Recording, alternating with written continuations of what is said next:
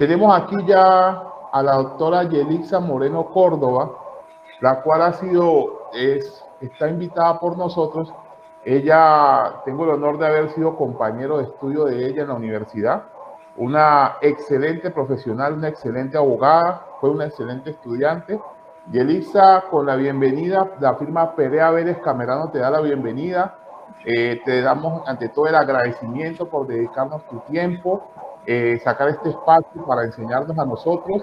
De verdad que me siento muy orgulloso de que estés aquí conmigo, acompañando a mi equipo de trabajo, y de verdad, gracias, muchas gracias por hacernos el honor de contar contigo en este curso de técnicas de litigación.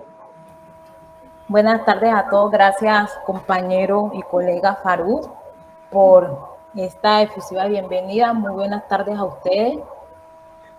Demás colegas, me les presento, mi nombre es Yelixa Moreno Córdoba, como bien lo dijo el doctor Alexis Faruk Perea. Fuimos compañeros de estudio en la universidad, soy abogada egresada de la Universidad Tecnológica del Chocó, Diego Luis Córdoba. Tengo el honor de ejercer esta excelente profesión. En realidad es hermosa la profesión que nosotros hemos escogido. Toda mi vida laboral la he desempeñado en la rama judicial, donde estoy vinculada actualmente, y en razón a ello, mi compañero Alexis Faruk me hizo esta invitación para que yo, en un espacio teniendo en cuenta mi experiencia en la rama judicial, les pudiera explicar un poco de cómo se ve la demanda desde el punto de vista judicial. Este es un espacio donde tanto yo voy a aprender al igual que ustedes, pues ustedes saben que el derecho no es una disciplina estática, tiene constante movimiento, y espero que los conocimientos que ustedes tienen me sirvan de aporte, así como lo poco que yo tengo también les pueda servir a ustedes para su ejercicio profesional. Entrando en materia, nosotros, para poder entender la demanda desde el punto de vista judicial, debemos tener claro qué son los actos procesales. Debemos tener en cuenta que dentro del proceso judicial se desarrollan o se ejecutan unos actos procesales. Y estos actos procesales los podemos definir como todas aquellas actuaciones que tienen por objeto permitir el desarrollo, el trámite del proceso judicial. Estos actos pueden ser llevados a cabo por las partes, el director del proceso o un tercero debidamente reconocido en el trámite del mismo. En cuanto a los actos procesales, las altas corporaciones de nuestra organización judicial se han pronunciado respecto de ellos, y me gustó mucho una definición que nos hace nuestra Corte Constitucional en la sentencia C012 del 2002, en la cual el máximo órgano constitucional, al referirse al proceso judicial, a su significado, manifiesta lo siguiente. Nos dice la Corte Constitucional que todo proceso es, abro comillas, que todo proceso es un conjunto reglado de actos que deben cumplirse en determinados momentos y acatando un orden que garantice su continuidad, al punto que un acto no resulta posible si no se ha superado la oportunidad en que debe ejecutarse otro anterior, y así sucesivamente.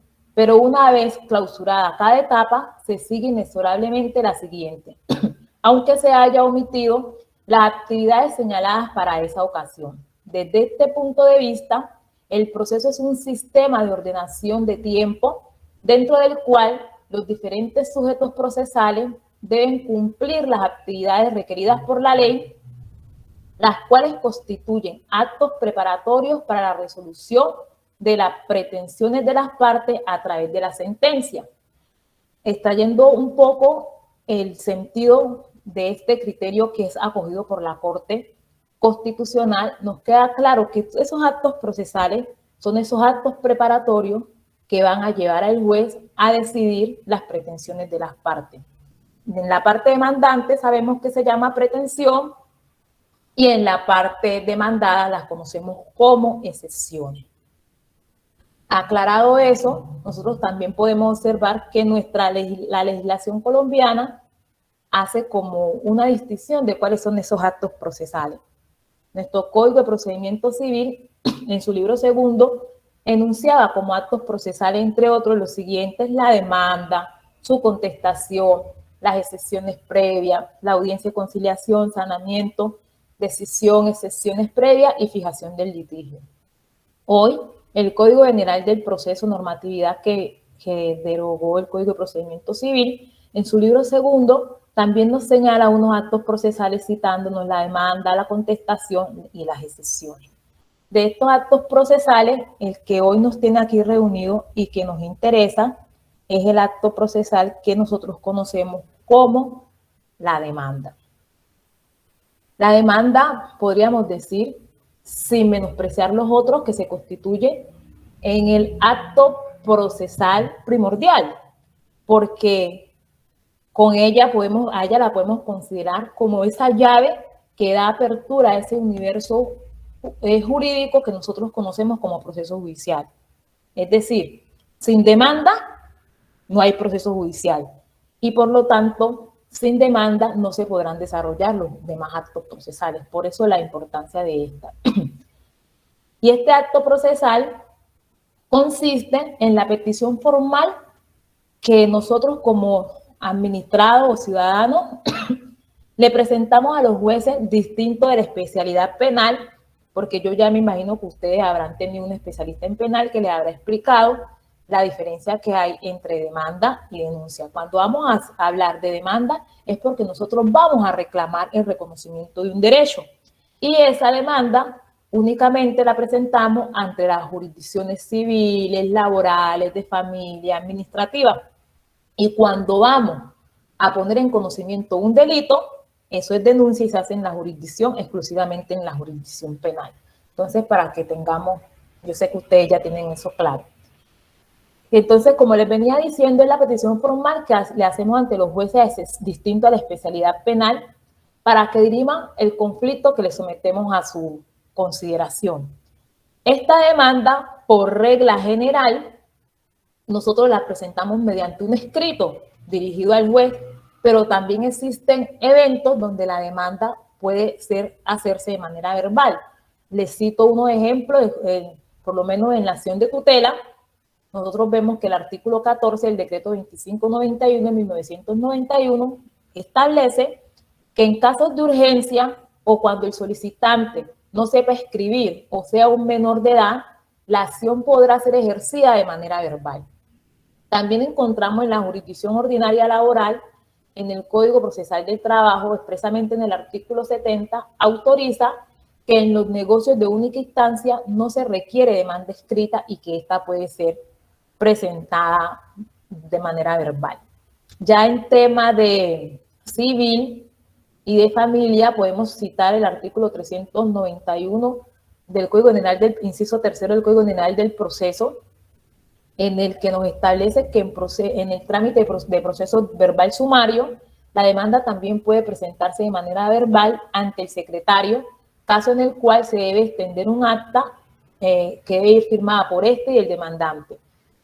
Y en tema de familia, conforme al artículo 390 de dicha codificación, los asuntos que tengan que ver con la fijación, aumento, disminución, exoneración y restitución de pensiones alimenticias y también las controversias que se susciten sobre el ejercicio de la patria potestad también pueden presentarse de manera verbal porque estos tienen el trámite de verbal sumario, ¿cierto?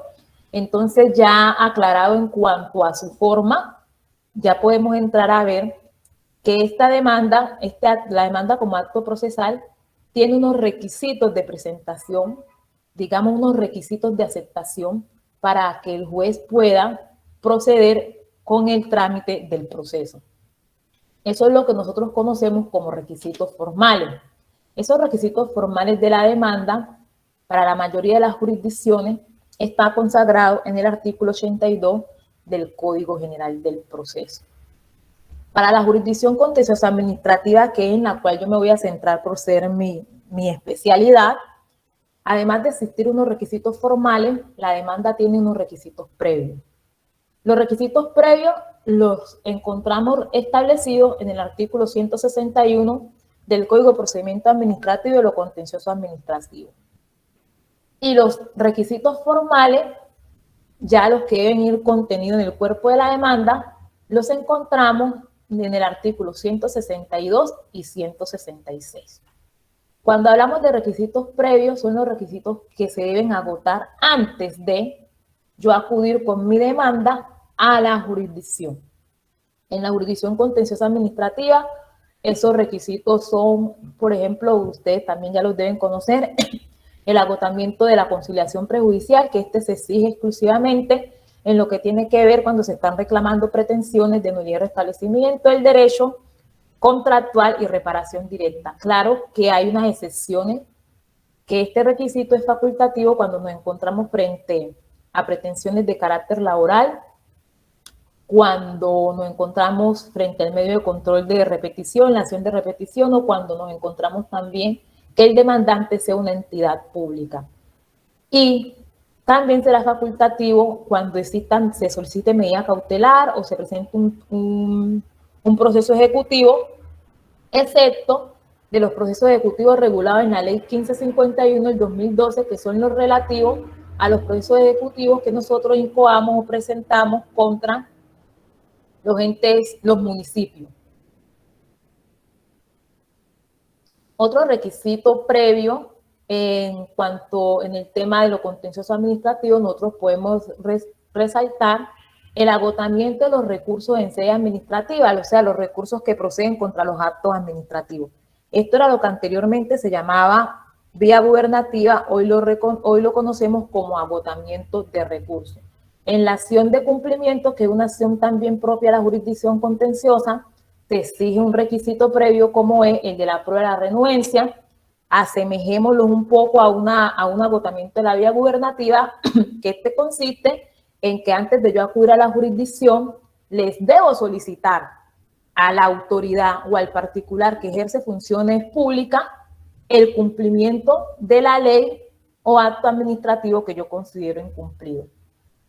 En el tema de el medio de control para la protección de los derechos e intereses colectivos, es decir, las acciones populares, también se implementó un requisito de procedibilidad contenido en el artículo 144 del CEPACA, donde se le exige a los actores populares que antes de acudir a la jurisdicción deben solicitarle a la entidad que ellos consideran que les está vulnerando su derecho colectivo el amparo o la garantía del mismo. Y en las acciones de repetición, se exige las acciones de repetición, que es cuando el Estado demanda a un funcionario por haber sido condenado por el actor, por una actuación de su agente. En esta se exige que antes de acudir a la jurisdicción, el Estado debe acreditar que realizó el pago de la condena que le fue impuesta a través de una decisión judicial. Entonces, esos son como los requisitos previos en la jurisdicción contenciosa administrativa. En esta jurisdicción, los requisitos formales de la demanda están contenidos en el artículo 162, como se los decía, y el 166. ¿Por qué son tan importantes estos requisitos? Porque el no agotamiento, el no cumplimiento de los mismos, me da origen a que el juez que va a conocer, el juez natural de mi proceso, me lo inadmita, y si yo no subsano, proceda al posterior rechazo. Con el agravante de que si somos de esos abogados o esos litigantes que presentamos la demanda el último día de caducidad, en el evento que la misma me sea rechazada por el no cumplimiento de algunos de estos requisitos, cuando yo vaya a intentar tramitar o incoar nuevamente la misma, puedo correr el riesgo de que se haya producido el fenómeno jurídico de la caducidad y ya yo no tenga mi derecho de acción. Por eso es importante acreditar los requisitos de la demanda. Como estamos viendo, estamos analizando cómo se ve la demanda en el ámbito judicial en cuanto, digamos, a la función jurisdiccional, de los requisitos formales que tiene la demanda, que se los voy a leer. sobre todo en la jurisdicción contenciosa, casi todos son lo mismo prácticamente. ¿Estos requisitos cuáles son? La designación de las partes y su apoderado, la indicación de las pretensiones, expresando con claridad y precisión lo que yo quiero que el juez me declare, los hechos y omisiones que sirven de fundamento a mis pretensiones, lo que nosotros comúnmente llamamos como fundamentación fáctica, los fundamentos de derecho, es decir, las normas que yo considero que me otorgan a mí el derecho que le estoy, que me dan la razón para reclamarle el derecho que le estoy peticionando al juez. Las pruebas, la petición de pruebas y aportar las pruebas que yo tengo en mi poder, la estimación razonable en la cuantía. Cuando ingresé escuchaba que el doctor Alexis Farú le hablaba del juramento estimatorio, que es muy parecido a la estimación razonable de la cuantía. En la jurisdicción contenciosa no hablamos de juramento estimatorio, sino que aplicamos la estimación razonable a la cuantía. Es decir, si yo le estoy pidiendo al juez, reconózcame 400 millones de pesos, un ejemplo, yo debo especificarle esa suma, ese monto, ese cuánto económico de mi pretensión, de dónde resulta. No es indicar un valor por indicar, debo precisarle de dónde resulta. La dirección de notificaciones de las partes, y hoy día se ha incluido una variación, que esta también estaba, yo creo, es adaptada del decreto 806 del 2020, donde se ordena al demandante que antes el traslado previo de la demanda al demandado. Esto es muy importante porque esto permite, digamos, que le da celeridad al proceso, porque cuando ya se demostró que la parte demandante cumplió con este requisito, pues el despacho puede obviar, únicamente remitirá el auto admisorio y obviará la obligación que tenía antes de remitirle el traslado. Y en el artículo 166 encontramos un requisito que a mi juicio tranquilamente puede encasillarse en el numeral quinto del artículo 162 del CEPACA, y este requisito consiste en que cuando estamos ejerciendo el medio de control de nulidad y restablecimiento del derecho, en la cual se pide, como sabemos, la nulidad de un acto administrativo, yo debo allegar el acto respecto del cual pido la nulidad en el evento que sea un acto expreso, que se tenga existencia real, y si es un acto ficto, sea el que surge el silencio administrativo, debo aportar el antecedente de ese acto ficto, es decir, la reclamación que yo hice a la administración y la cual dio origen, vencido 3 meses, al surgimiento del acto ficto. De esos requisitos que les acabo de leer y medio explicar, yo quiero resaltar 3 requisitos de la demanda, de los 3 requisitos formales, que son los hechos, las pretensiones y los fundamentos de derecho. ¿Por qué quiero resaltar estos 3 requisitos? Porque a mi parecer, en mi concepto, esto se convierte en la columna vertebral de la demanda, y principalmente, sobre todo, los hechos. Por eso les voy a hacer énfasis en los hechos de la demanda. Les explicaba que los hechos de la demanda, la norma nos exige que cuando vamos a precisar los hechos de la demanda, los hechos y las omisiones, lo hagamos determinándolos, clasificándolos y enumerados. ¿Ello por qué? Porque la narración cronológica de los hechos le permiten al juez tener un conocimiento claro de lo que ha sucedido, de lo cual es mi pretensión. Si yo narro los hechos de una manera clara, cronológica, yo como demandante también voy a tener la facilidad de poder establecer cuál es el fundamento fáctico en el cual me voy a fundamentar para poder plantear mi pretensión. Y además, la narración exacta, precisa y clara de mis hechos me va a permitir poder concretar cuáles son los medios probatorios que voy a utilizar para acreditarle al juez mi fundamentación es fáctica o las razones de mi pretensión. Muchas veces, yo que estoy acá de este lado, digamos que de la judicatura, he podido observar, así como ustedes, los que están del lado del litigio, pueden observar todos los errores que cometemos los abogados que estamos en el ejercicio de la función jurisdiccional. Nosotros, en ejercicio de esta función, también miramos muchos errores que pueden cometer los litigantes. Puede ser por afán o, en fin, por cualquier circunstancia, pero no los podemos identificar. Y uno de los que yo más he notado es la forma como se redactan los hechos, la forma como le cuentan el cuento al juez. Y para esto, yo siempre me he imaginado que no debemos, que para contar, tenemos que contarle al juez bien el cuento. No importa que nos extendamos, hay veces que nos dicen, no seamos concisos, pero tratando de ser concisos, muchas veces dejamos sin explicarle al juez muchas situaciones de las cuales depende el triunfo de nuestra pretensión. Y nosotros cuando vamos a redactar nuestros hechos, yo les aconsejo que seamos realmente, actuemos como unos niños. Ustedes ven los niños entre 4 y 5 años, que es donde más hablan.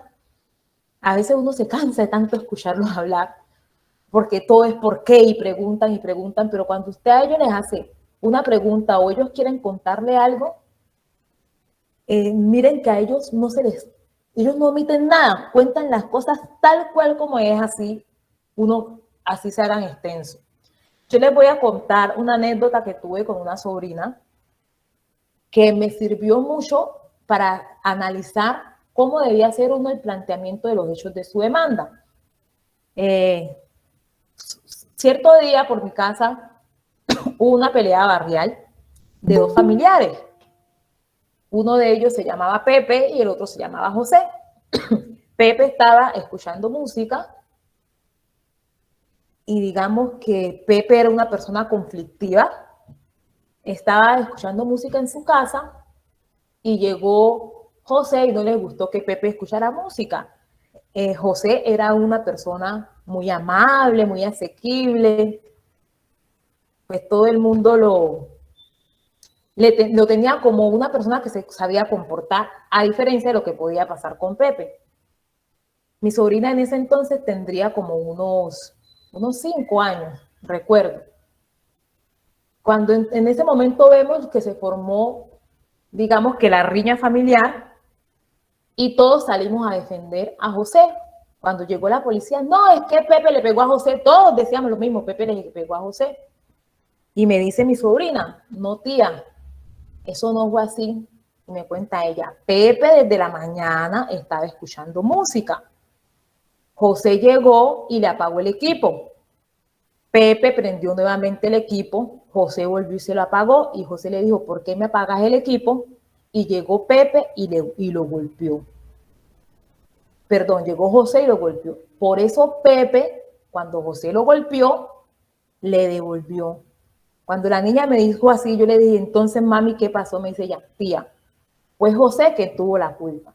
Si nosotros traemos esa dinámica que todos hemos tenido en nuestra vida desde niños, y así sea que extraigamos de los hechos lo más importante, pero no dejemos nada por fuera, tenemos la garantía de que nuestras pretensiones van a salir avante.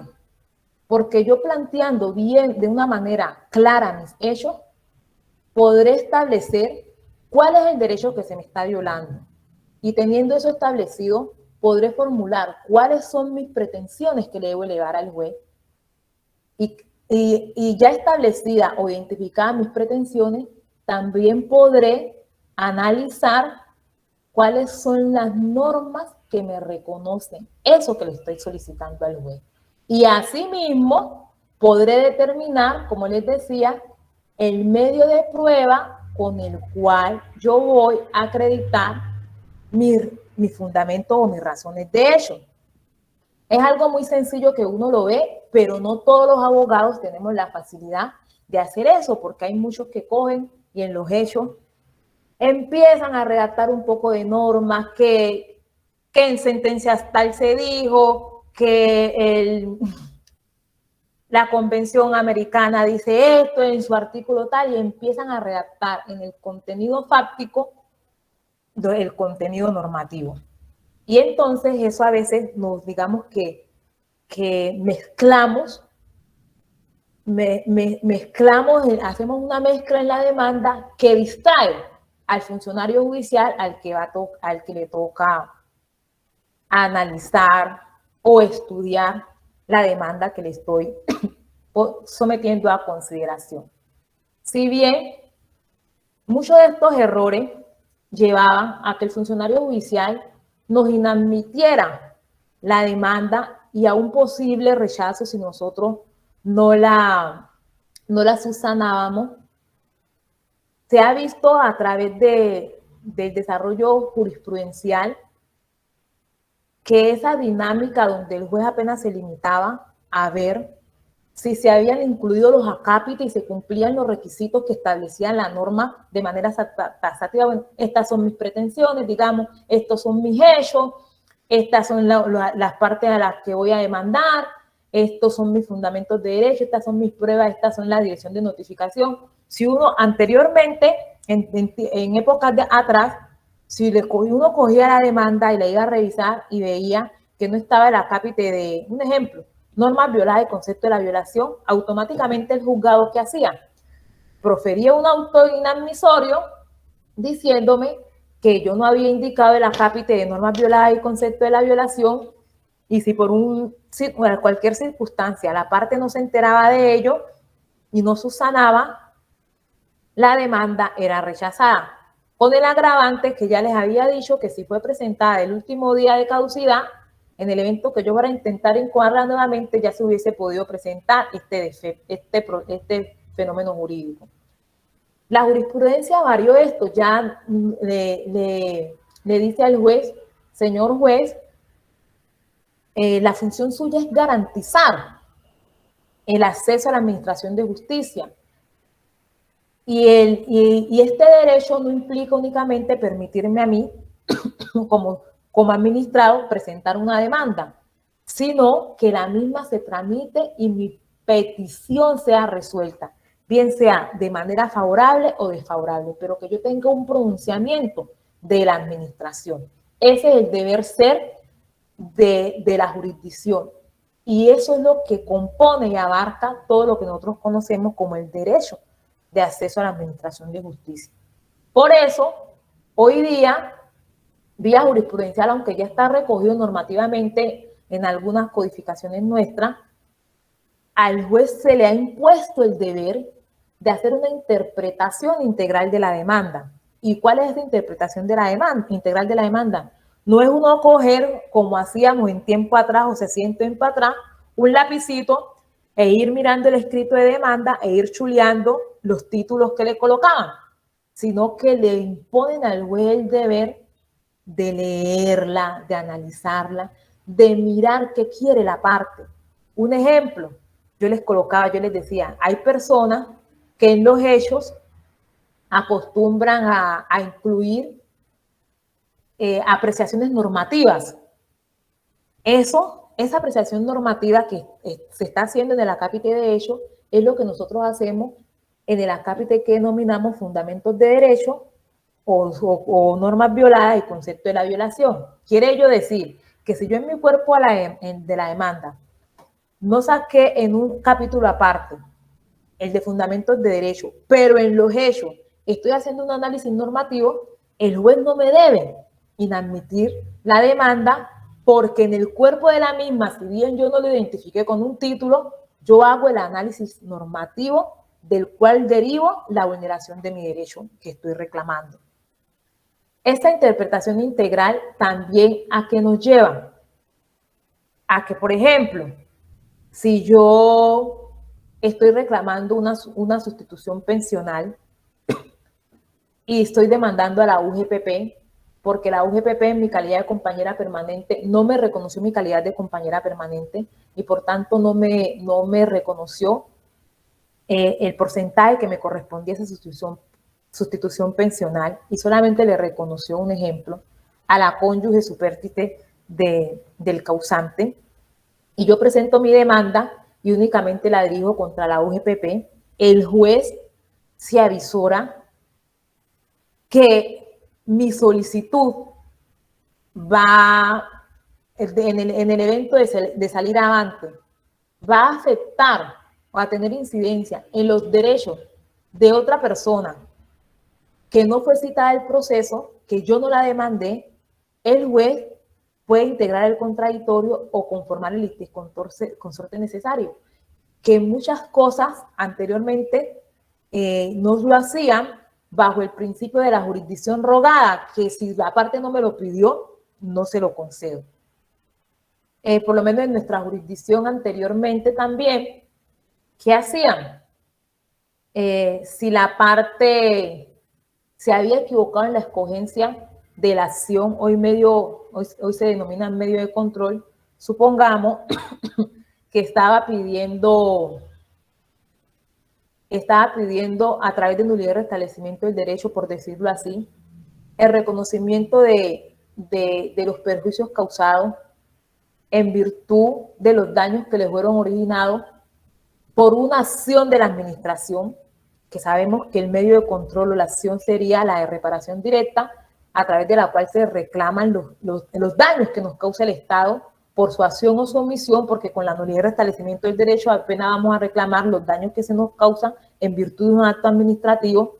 Si yo reclamaba la reparación de los daños causados en virtud de un hecho, una acción de la administración, lo reclamaba a través de la acción de nulidad y restablecimiento del derecho, el juez automáticamente, en el evento que hubiese admitido la demanda y hubiese seguido todo su proceso, el proceso hubiera seguido todo su trámite, el juez, al dictar sentencia, me negaba las pretensiones, declarando probada la excepción de indebida escogencia de la acción. Hoy, gracias a que al juez se le ha dado la facultad que realmente tiene, que es la de resolverle la pretensión al ciudadano, gracias a eso, y que la jurisprudencia de nuestras altas cortes ha establecido que aquí no es meramente pegarnos al formalismo, sino efectivamente garantizar el derecho material, no sacrificar el derecho material por el formal,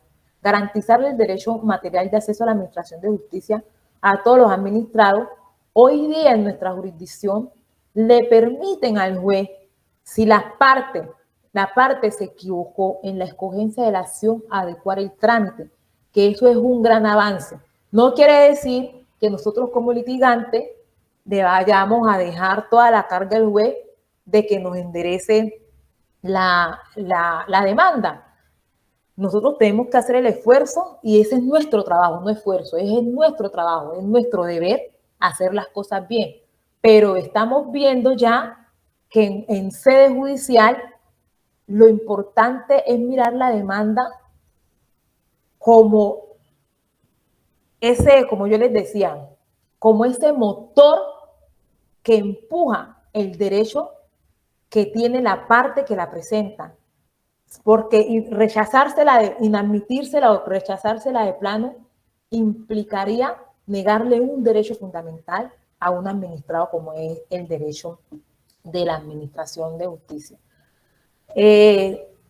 Todo ese contenido normativo que digamos que ha permitido desde el punto de vista judicial armonizar y acompañar al administrado en su reclamación, no solamente en la demanda, también en la contestación de la demanda, cuando muchas entidades contestan la demanda y no, por lo menos no acreditan la calidad con la cual actúan, no allegan su poder o no allegan la calidad de representante legal de la entidad. Si ustedes observan en los códigos, no hay una norma que autorice la inadmisión de la contestación de la demanda. Eso no existe. Y en virtud de todas estas garantías que vía jurisprudencial se le dan a las partes y que el juez, su función real es mirar, resolver de fondo la situación. Cuando nosotros vemos esa situación que no han aportado poder ni acreditado la calidad con la que actúan, se les requiere, es como un símil o muy parecido al inadmisorio, se les requiere y le damos 10 días para que aporten la documentación requerida. Otra manifestación de cómo vemos en la demanda en sede judicial para garantizar ese derecho es la facultad que le dan al juez en cuanto al decreto de prueba oficioso. Hoy día ustedes podrán ver que muchos jueces, en aplicación del artículo 173 del Código General del Proceso, están negando prueba documental. Si yo no acredité que pedí la prueba documental a la entidad que estoy solicitando se la requiera y esta no me la aportó, automáticamente el juez, en virtud de ese artículo, me niega la prueba, porque bajo el argumento de que al juez no le está permitido decretar pruebas que pudiera obtener la parte que la solicita a través del derecho de petición. Y pudiera resultar que una de esas pruebas que yo estoy solicitando se requiera, sea lo que nosotros como los abogados siempre denominamos la prueba reina, para que prospere mi pretensión. Si bien está esa prohibición, también hay una facultad que digamos que le permitiría al juez al momento de evidenciar que esa prueba es necesaria, así la parte no haya cumplido con la carga procesal, de acreditar, así sea de manera sumaria, que solicitó la prueba. El juez, al evidenciar que la misma es necesaria, haciendo uso de esas facultades que le confiere la ley, la puede decretar de oficio, porque la labor del funcionario judicial, como le he dicho muchas veces, es resolver el problema que le ha sido llevado a su escritorio, para que el administrado tenga la satisfacción de que se le dio una solución a su conflicto, y si fue negativa, él podrá tener todos los demás recursos para intentar que su pretensión salga a favor, o que le ratifiquen que en realidad no tenía la razón, pero al menos queda con la satisfacción de que jurídicamente su planteamiento fue resuelto.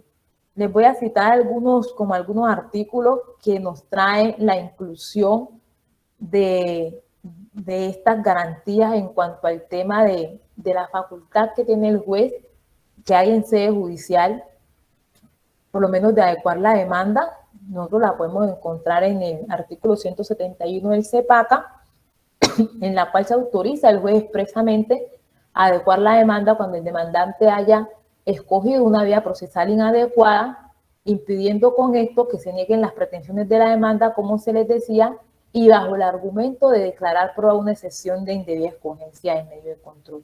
Y también encontramos una garantía de esto en el artículo 187 del CEPACA, en la cual se le permite a la jurisdicción contenciosa administrativa, en aras de resolver el planteamiento que se le hace en una demanda, de aplicar las disposiciones nuevas en reemplazo de las que la parte haya indicado como acusada, en el evento de que esas no sean las normas que se aplica para ese caso. Eso era algo que en la jurisdicción contenciosa no se permitía.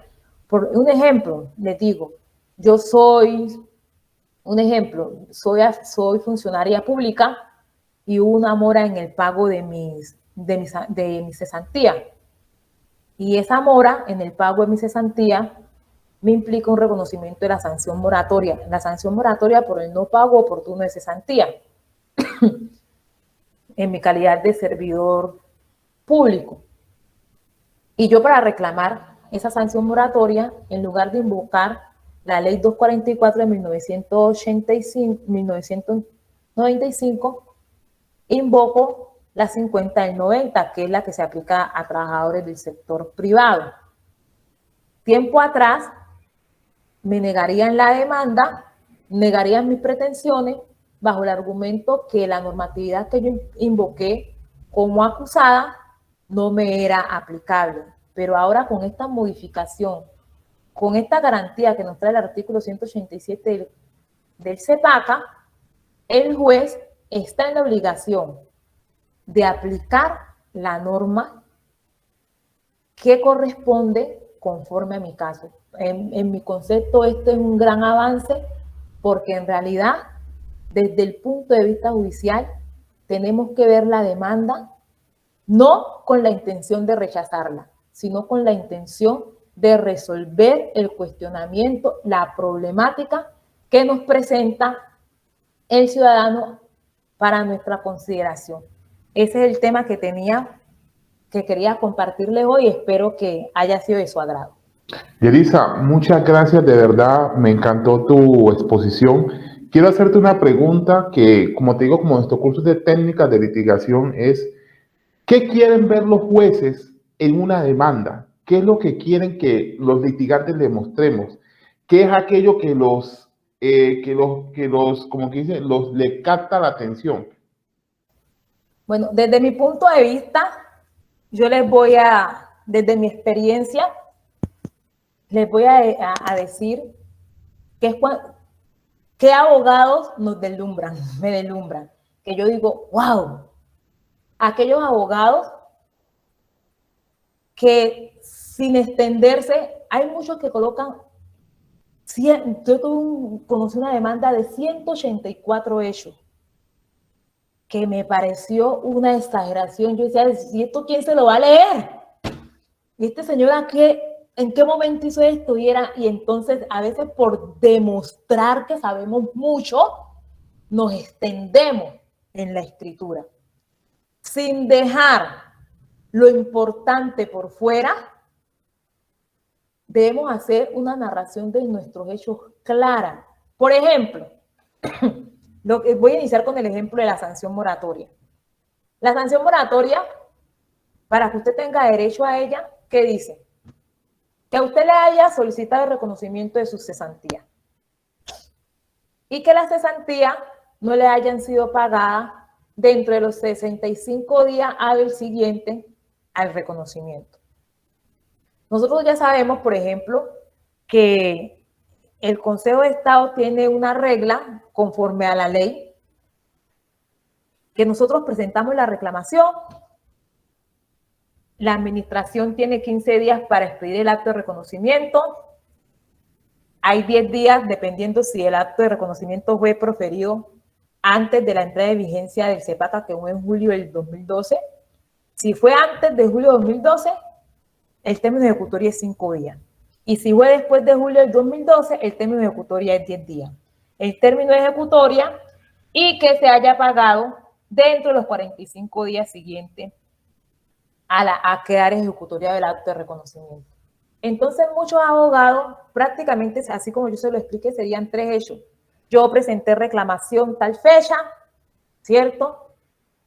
En virtud de la fecha en que fue recibida mi reclamación, la administración tenía hasta tal día para reconocerme las cesantías, pero las mismas fueron reconocidas, 20 días después,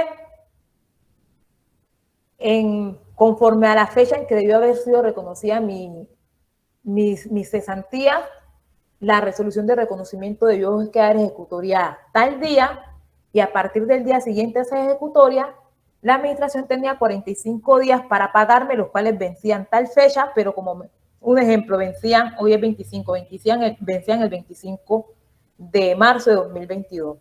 Pero como me las pagó el 1 de julio de 2022, se ha causado una sanción moratoria del 26 de marzo de 2022 al 30 de junio de 2022. Un ejemplo, por decirlo así. Miren, fueron 5 hechos. En una demanda de esos abogados que les gusta mostrar, que sí sabemos, porque hay abogados para qué, muy expertos en esto, lo que resultan ser 3 hechos o 4 hechos, me lo extienden a 15, a 20, que yo vengo trabajando hace yo no sé cuántos años en la entidad, me nombraron mediante tal decreto, fui trasladado a tal parte, y empiezan a incluir en la demanda unos hechos que no son necesarios, los hechos que nosotros comúnmente llamamos como hechos relevantes. Entonces, así como ustedes han visto que hay sentencias donde me resumen los hechos y sacan los hechos relevantes, lo que en sí conciernen a la pretensión, eso es lo que ustedes deben hacer. mirar cuáles son los hechos que me van a ayudar a probar mi pretensión. Y así me ahorro, y hay demandas que tendrán apenas 2 hechos, 3 hechos. Por ejemplo, en una sustitución pensional, el día tal contrae matrimonio con fulano de tal. El causante falleció, por lo tanto, yo tengo derecho a la sustitución pensional. Demuestro que soy la esposa y demuestro que él falleció. Y no tengo que decir que nos conocimos a los 15 años, que vivíamos en el mismo barrio, que conformamos una familia, que nos casamos. En cuanto a los hechos, eso es lo que queremos ver. En cuanto al planteamiento de las pretensiones también, que esa pretensión sea clara. Si yo voy a pedir que me reconozcan la sanción moratoria por el no pago oportuno de mis cesantías, bien sean definitivas o parciales, yo no puedo decirle al juez, no, mire, es que se causó la sanción moratoria porque no me fueron consignadas el 15 de febrero y citarle la ley 244 del 95 porque eso no corresponde a la situación fáctica que le estoy planteando. Si yo le estoy diciendo al juez un ejemplo, yo soy la cónyuge o la compañera permanente, tengo derecho a reconocimiento pensional, ¿por qué voy a resultar después en esa misma pretensión, en esa demanda, reclamando, digan ustedes, que me reconozca las prestaciones, los haberes laborales que no le pagaron al causante? Debemos tener una claridad sobre lo que vamos a pedir, porque como les decía, eso no les ayuda a poder establecer qué es lo que ustedes quieren probar. En realidad, las demandas, yo considero que el abogado que se extiende demasiado, a la larga confunde. A la larga confunde al operador judicial. No es por excusarme en la congestión judicial, pero en realidad la congestión judicial implica, si yo quiero celeridad, implica que ustedes como litigantes también sean claros y precisos.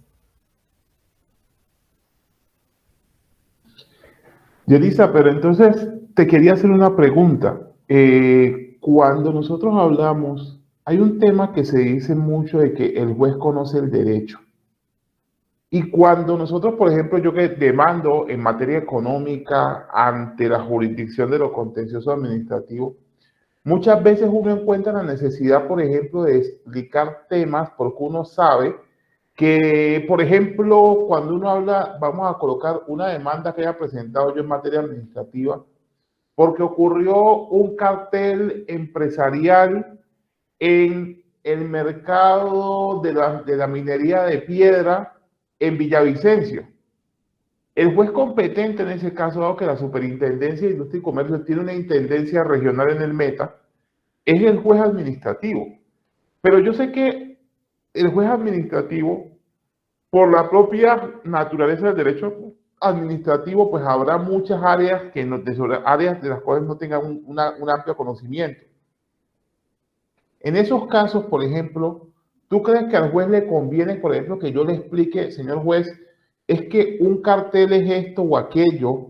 Señor juez, es que siendo que el cartel es esto, mi cliente no incurrió en cartelización por esto, o parto de la idea de que el juez va a estudiar derecho de la competencia para resolverme mi caso? Pues ante esa pregunta que me acabas de formular, Saru, yo tengo para decirte, bueno, existe ese principio, ¿verdad? Que la ley se reputa conocida, ¿cierto? Que yo no me puedo escudar tampoco en el desconocimiento de la ley. Entonces, bajo ese principio, pues sería más exigente para los jueces. Aun cuando ello exista, les voy a ser sincero, eso no es verdad. Nosotros, los abogados, no conocemos toda la normatividad. Y resulta excelente, a mí me parece desde la práctica judicial, excelente. Yo soy feliz cuando leo una demanda, una contestación de la demanda, donde el abogado me explica y me demuestra normativamente su pretensión. Es que esa es la obligación de ustedes, porque en realidad no son los jueces, no somos los jueces los que hacemos jurisprudencia. Los que dan la pauta para que haya jurisprudencia y haya pronunciamientos judiciales nuevos son los abogados litigantes. Ese es el verdadero ejercicio del derecho. Eso usted, el abogado litigante es el que realmente dinamiza esta función. Hay cosas que uno dice, uy, uno las lee y dice, muy bueno este abogado, yo esto no lo sabía. Porque en realidad yo siempre he considerado que al abogado litigante le es más fácil tener ese conocimiento general sobre su caso que él va a llevar a la jurisdicción. Pues el abogado litigante tiene que mirarse como el juez cuando está implementando, redactando su demanda, tiene que mirarse como el juez de su proceso. Si usted en realidad quiere que su proceso le salga avante, redacte su demanda y justifique normativamente con todo lo que tenga que justificar su pretensión para llevar al convencimiento al juez del planteamiento que está haciendo.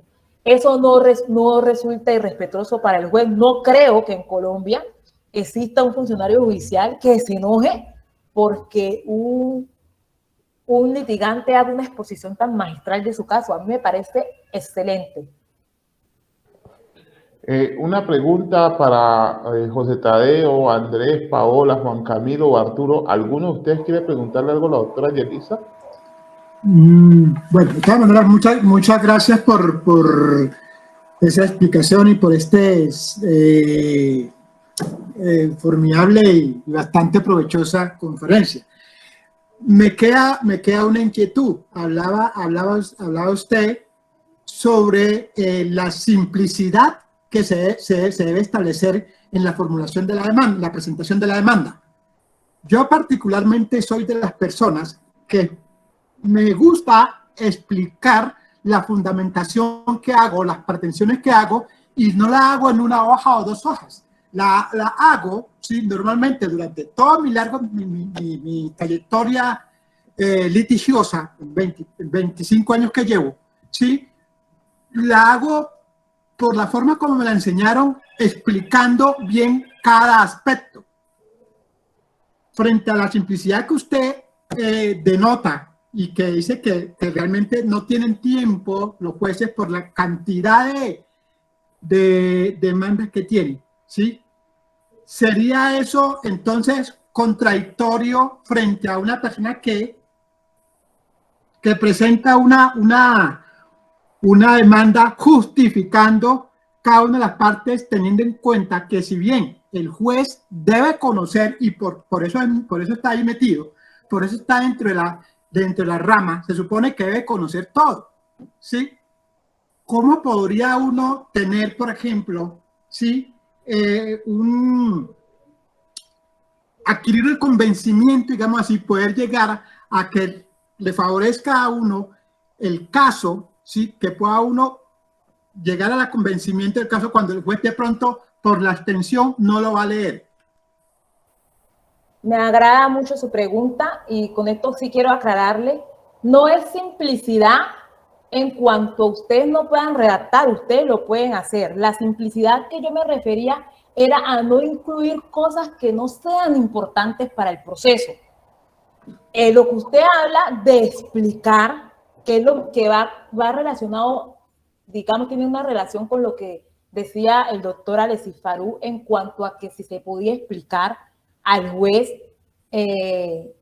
alguna temática que ellos puedan considerar que uno no tenga conocimiento, eso es válido y es, como les digo, es muy valioso. A lo que yo me refería en el evento de ser claro y concreto y preciso con la narración de sus hechos, es decir, que no incluyamos hechos que no sean relevantes. Por ejemplo, cuando usted va a indicar, a justificar normativamente su pretensión, lo que es a fundamentar normativamente su pretensión, lo que es lo que nosotros consideramos fundamentos de derecho.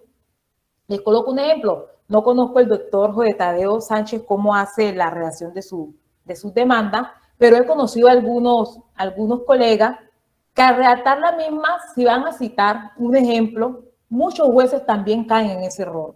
Van a aceptar como fundamento jurídico o normativo o jurisprudencial de su demanda una sentencia de nuestras altas cortes, basean toda la sentencia o gran parte de la sentencia, siendo que digamos, con la parte que por lo general acostumbramos a resaltar o haciendo nosotros una explicación adecuada con nuestras palabras, una explicación propia de la sentencia y nada más haciendo la cita jurisprudencial, podemos mostrarle al juez el conocimiento de la misma. A eso es que me refiero, ¿ya?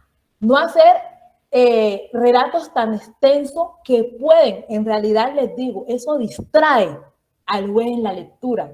Si ustedes notan, por eso hoy día hay también esa técnica que están tratando de implementar en la rama judicial, de que las sentencias no sean tan extensas, porque ya está demostrado que extendernos tanto a veces nos hace perder el hilo. Es por eso que les digo que para que lo tengan en cuenta los que lo quieran hacer, no es con esto que ustedes vayan a cambiar su modo de presentación de su demanda, cada quien tendrá su estilo, pero en realidad a veces incluir cosas que no son necesarias en nuestra demanda nos desconecta de lo que realmente ustedes están pretendiendo. Es a modo de consejo que se los quise transmitir. Hombre, Yelitza, excelente. Siendo las 4 de la tarde, queremos darte las gracias. De verdad que no sabes lo mucho que nos ha ayudado esta charla, sobre todo entendiendo, como te digo, que en un curso de técnicas de litigación, antes de que tú hablaras, pues yo les estaba explicando algunos datos de unos detalles de cómo hacer una demanda, pero para nosotros es muy importante conocer la función, cómo el funcionario judicial entiende qué es lo que quiere, y en ese sentido creemos que ha sido de un alto valor la contribución que nos has hecho.